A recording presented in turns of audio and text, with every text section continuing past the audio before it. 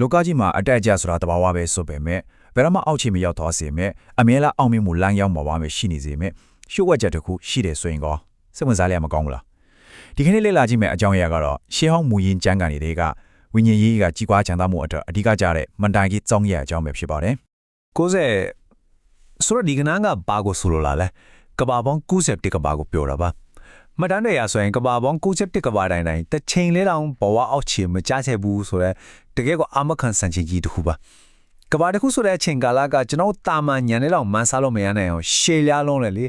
ေအဲ့လောက်ရှေ့လျားလာရချင်းတလျှောက်လုံးဘဝကအမြဲတမ်းအမြင့်ဆုံးနေထားမှာပဲရှိနေခဲ့တယ်ဆိုတာတကယ်ကိုစိတ်ဝင်စားဖို့ကောင်းပါတယ်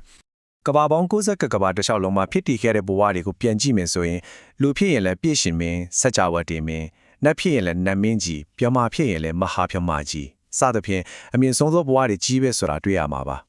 မြတ်စွာဘုရားရှင်မှာမိမိရဲ့အတိတ်ဘဝတွေကိုပြန်ဆင်ခြင်တဲ့အခါမှာဒါကိုတွေ့ရှိခဲ့တာပါအနောက်အရက်လုံးဝမရှိပဲပြပြီးဆုံးတဲ့ဝိညာဉ်ရေးရာခီးစဉ်တစ်ခုလို့ပြောရမှာပေါ့ဒီတော့အရေးကြီးဆုံးမေးခွန်းတစ်ခုထွက်လာပါတယ်ဘလို့ကန်တရားမျိုးကဒီလောက်ခိုင်မာတဲ့အောင်မြင်မှုကြီးကိုတိဆောက်ပေးခဲ့တာလေ90ကဘာတိုင်းတိုင်းဆက်တိုက်အောင်မြင်နေစေဖို့ဘလို့အကြောင်းတရားတွေရှိနေခဲ့တာလဲပေါ့ဒါတိုက်ဆိုင်မှုထက်တော့လုံးဝမဟုတ်ပါဘူးတိကျဒေကြတဲ့လုံရက်ပဲရှိနေပါတယ်ရှင်းလင်းပြတာတဲ့ဖြီကတော့အစင့်တဲ့ဒါနအစင့်နဲ့ဓမ္မနဲ့အစင့်သုံးတန်ယမဆိုတဲ့အဓိကမန်တိုင်ဒီ၃ရက်ပဲဖြစ်ပါတယ်လျှို့ဝှက်ချက်ဆိုပေမဲ့တိတ်ပြီးခက်ခဲရှုပ်ထွေးတဲ့အရာကြီးတွေတော့မဟုတ်ပါဘူးဒီ၃ခုဟာဘောကိုအမြင့်ဆုံးရောက်စေမဲ့အခိုင်အမာဆုံးအုတ်မြစ်တွေပါပဲဆိုတော့ပထမဆုံးမတိုင်ထီတဲ့ဒါနဘေးကန်းချင်းဆိုအပိုင်းငယ်စတင်ပါတယ်ဒီဘေးကန်းချင်းဟာဝိညာဉ်ရေးအောင်မြင်မှုအတွက်ပထမဆုံးအခြေလိုက်ပါပဲကဲဒုတိယနဲ့တတိယမန်တိုင်ဖြစ်တဲ့ဓမ္မနဲ့တန်ယမဒီနေရာမှာတော့အတွင်းစိတ်ပိုင်းဆိုင်ရာအလုပ်ဒီစတင်လာပါပြီတကယ်စိတ်ရဲ့စိန်ခေါ်မှုအစင်မှန်လေးပေါ့ကျွန်တော်တို့ပတ်ဝန်းကျင်ကိုကြည့်လိုက်ရင်အညို့အတေးထားတာမနလိုဖြစ်တာမာနထောင်လာတာမျောမောတွန့်တော်တာတွေကိုအမြဲလိုတွေ့နေရမှာပါဒါပေမဲ့ကျင့်ကြံအားထုတ်သူတယောက်ရဲ့သုံးပြတ်မှုကတော့လုံးဝကွာခြားပါတယ်တခြားသူတွေကရံညိုးဖွေလာရင်တောင်ကိုကပြန်မညိုးဘူးမနလိုဖြစ်ရင်တောင်တီးတီးငင်ငင်ပဲနေပြီးရှောင်ကျင်လိုက်တာမျိုးပါတကယ်ကိုအင်အားကြီးမားတဲ့စစ်ပိုင်းဆိုင်ရာအလေးအကျင့်ပါပဲဒီမတန်းတွေမှာလုံးဝရှောင်ကျင်ရမယ့်ဖြူမှုတွေကိုလည်းတိတိကျကျဖော်ပြထားပါတယ်ရန်ညိုးဖဲတာနှောင်းရှက်ညင်ပန်းတာမနလိုဖြစ်တာဝန်တိုးတာကြွားဝတာလဲ့စားတာပြီးတော့သူတစ်ပါးကိုနှိမ်ချဆက်ဆံတာဒါတွေကိုကိုယ့်ဘက်ကလုံးဝမလုံးမိဖို့လိုပါတယ်သူတစ်ပါးကကိုယ့်ကိုအဲ့လိုဆက်ဆံလိုက်ရင်တောင်ပြန်မတုံ့ပြန်ပဲစိတ်ကိုချုပ်တေးရမှာပါတဘာဝရတဲ့ပြန်တိုက်ခိုက်ချင်ကြတာပါလေဒါပေမဲ့ဒီတန်တရားကိုဖျက်တောက်နိုင်မှသာမြင့်မြတ်တဲ့အဆင့်ကိုရောက်နိုင်မယ်လို့ဆိုပါတယ်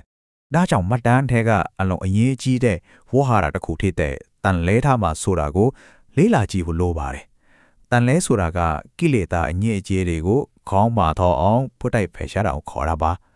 တခြားသူတွေစီကအညိုအတေးတွေမာနတွေလှည့်စားမှုတွေနဲ့ရင်ဆိုင်ရရင်တောင်မကောင်းတဲ့စိတ်နဲ့ပြန်မတုံ့ပြန်မိအောင်စနစ်တကျအထင်းချိုတဲ့ကျင့်စဉ်တစ်ခုပေါ့အစိုးမြင့်စိတ်တွေကူးဆမလာအောင်ကာကွယ်ပေးတဲ့အကောင်းဆုံးတိုင်းလွှာကြီးတစ်ခုလို့တောင်တင်စားလို့ရပါတယ်ဆက်ပြီးတော့တတိယမတိုင်ဖြစ်တဲ့တန်ယမကိုကြည့်အောင်တန်ယမဆိုတာအာယုံတွေကိုစောင့်စည်းပြီးစိတ်ကိုခန္ဓာမှာပဲကတ်ထားတာကိုဆိုလိုတာပါဒါဟာအမြဲတမ်းတတိကတ်နေရမယ်လို့ပါစိတ်ဆိုတာကအပြင်အာယုံတွေနောက်ကိုအမြဲလိုက်လွန့်ချင်နေတာလေအဲ့ဒီလိုလွတ်မသွားအောင်စိတ်ကိုခန္ဓာကိုယ်ထဲမှာပဲကြောက်ဆုချထားတဲ့ပေါ်မျိုးပါအာယုံပေါက်6ပါးကနေဝင်လာသမျှကိုတတိနဲ့စောင့်ကြည့်ရတဲ့သဘောပါပဲဒီနေရာမှာမှတ်တမ်းတွေထဲကအခိုင်အမာဆုံးအာမခံချက်တစ်ခုကိုတွေ့ရပါတယ်ပေးကမ်းစွန့်ကြဲမယ်စိတ်ကိုချုပ်တီးမယ်အာယုံတွေကိုစောင့်စည်းမယ်ဆိုရင်ဘဝဟာအောက်ခြေကိုကြားရောက်သွားမှာကိုလုံးဝကြောက်စရာမလိုပါဘူးတဲ့တကယ်ကိုကြက်သားရဲ့ဆိုမိန်ပါဒီလုံးရက်၃ခုကိုတော့ပိုင်နိုင်မယ်ဆိုရင်ဘဝမှာဘတော်မှအောက်တန်မကြစေမဲ့အကာအကွယ်ကြီးကိုအလိုအလျောက်ရရှိသွားပြီလို့မှတ်ယူနိုင်ပါတယ်ကဲအနည်းချုပ်အနေနဲ့ပြန်ကြည့်ရင်မှန်ကန်တဲ့အကြောင်းတရား၃ခုရှိပါတယ်နံပါတ်1ကိုနိုင်တလောက်ရဲရဲရောပေခမ်းပါနံပါတ်2ဓမ္မစိတ်ကိုချုပ်တည်ပြီးအစိုးမြင့်စိတ်တွေကိုအောင်နိုင်အောင်လေ့ကျင့်ပါနံပါတ်3တန်ယမတတိကိုခန္ဓာကိုယ်မှာပဲအမြဲကတ်ထားပါအကြောင်းတရားမှန်ကန်မှာအကျိုးတရားဆိုတာကကောင်းပုံပါလေဒီအကြောင်းတရားတွေကိုအခုပစ္စုပန်မှာခိုင်ခိုင်မာမာတိစောက်ထားခြင်းဟာမရင်းရိုင်တဲ့အနာဂတ်လမ်းဖောက်နေတာပါပဲဆိုတော့နောက်ဆုံးစဉ်းစားစရာမေးခွန်းလေးတစ်ခုနဲ့အဆုံးသတ်ချင်ပါတယ်အခုပစ္စုပန်အချိန်မှာကျွန်တော်တို့မှန်ကန်တဲ့အကြောင်းတရားတွေကိုတိစောက်နေကြပြီလား ကဘာပေါင်း60ကဘာတိုင်တဲ့အောင်မြင်ခဲ့တဲ့ဒီလျှို့ဝှက်ချက်ကြီးဟာတမိုင်းကြောင်းတက်တက်မဟုတ်ပါဘူးနေစဉ်ပေါ်မှာလက်တွေ့ကျင့်သုံးရမယ့်အရာပါကျွန်တော်ရဲ့နေစဉ်လို့ရက်တွေကဒီခြေကအောင်မြင်3ခုနဲ့ကိုက်ညီမှုရှိမရှိဆိုတာကတော့ကိုယ်တိုင်မဲ့ဖြေရှာကြည့်ရမယ့်ကိစ္စဖြစ်ပါတယ်ဒီလေးလာချက်ကနေတစ်ဆင့်အားလုံးအတွက်ခိုင်မာတဲ့ဝိညာဉ်ရအတွေ့အခေါ်ရရှိထားလိမ့်မယ်လို့ယုံကြည်ပါတယ်